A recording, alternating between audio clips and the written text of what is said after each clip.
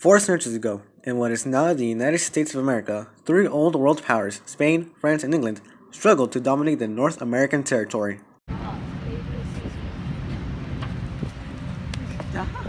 From 1668 to 1763, four bitter world wars convulsed Europe: King William's War, Queen Anne's War, King George's War, and the 7-Year War.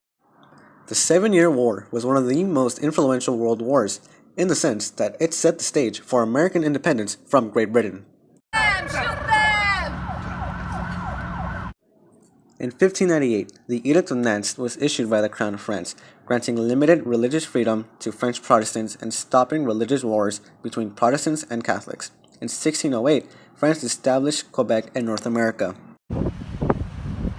French territory.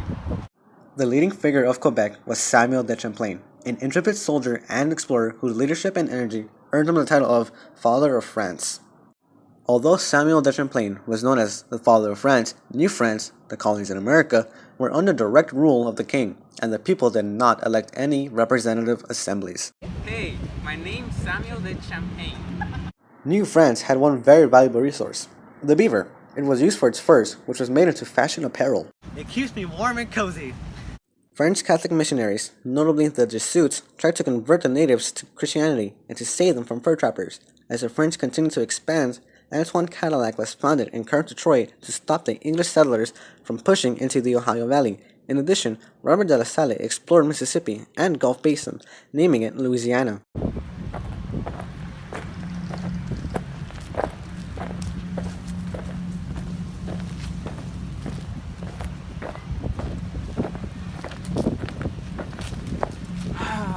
I should call this place Louisiana. The French later founded New Orleans in 1718. Moreover, Illinois became France's garden empire of North America because so much grain was produced there. Look at this grain, my home country's garden empire. The early battles between the Europeans for control over North America were mostly between the British and French colonists. However, neither European power saw North America as a place worth devoting significant military resources to. The British colonists referred to these conflicts as King William's War from 1689 to 1697 and Queen Anne's War from 1702 to 1713. These wars ended in 1713 with peace terms signed at Utrecht. I suppose we could have peace. Indeed. France was terribly beaten in these conflicts, and Britain received Acadia, Newfoundland, and the Hudson Bay, which once belonged to France. Furthermore, the British also won limited trading rights in Spanish America. France was terribly beaten. The War of Jenkins' Ear started in 1739 between the British and Spanish. This small battle became a war and became known as King George's War in America. It ended in 1748 with a treaty that handed Louisburg back to France, allied with Spain, enraging the once victorious New Englanders. That's right. In 1754, George Washington was sent to the Ohio Valley to secure land that had been purchased by some Virginians. His 150 militia killed the French leader, causing French reinforcements to come. The Virginians were forced to surrender on July 4, 1754. I'm George Washington. What? The increasing conflict caused the British in Nova Scotia to worry that the French in Acadia would attack them. So in 1755, the British in Nova Scotia attacked and defeated the French Acadians and scattered them as far as Louisiana. Pew, pew, pew, pew, pew.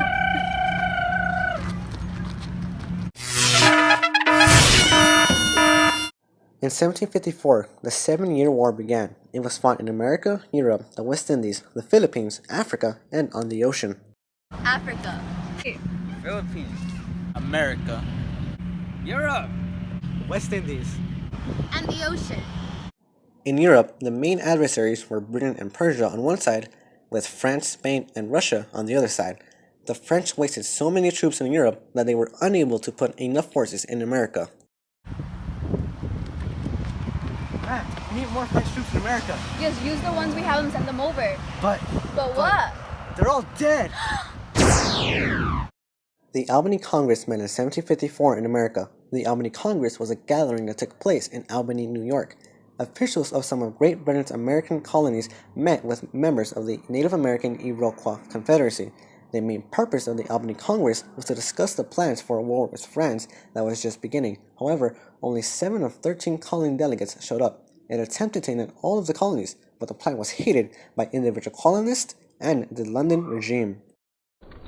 In 1775, General Bardock set out with 2,000 men to capture Fort Duquesne. He was defeated by the much smaller Indian and French army.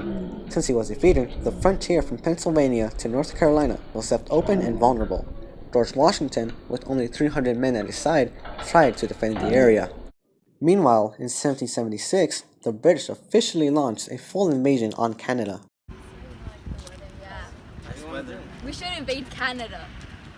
In 1757, William Pitt became a leader in the London government, and he took control of the British Army in North America. He successfully captured Louisburg in 1758. I am William Pitt. We're the British Army. I own you now. He chose James Wolfe to lead the Battle of Quebec in 1759. The French, led by Marquis de Montcalm, and the British, led by James Wolfe, faced each other in the Plains of Abraham. Montreal fell in 1760. The Treaty of Paris in 1763 ended the battle and threw the French off North America. Because of this, the British became the dominant power in North America. Vast distances, geographical barriers, conflicting religions, Christians and Quakers, varied nationalities, and many boundary disputes caused the intercolonial disunity that was felt throughout the colonies. German. Irish. Quaker. French, English, Christian. In 1763, the Ottawa chief Pontiac led his and several other tribes, with the help of French traders, in a violent campaign to drive the British out of the Ohio County. He captured Detroit in the spring and overran all but 3 British outposts.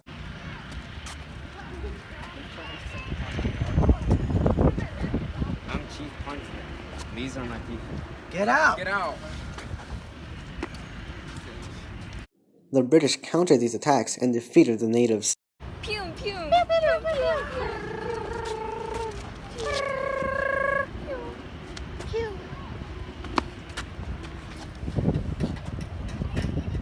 In 1763, the London government issued the Proclamation of 1763, which prohibited settlement in the area beyond the Appalachian Mountains. This was made to prevent another bloody eruption between the settlers and the natives. However, many colonists chose to disregard it. Proclamation of 1763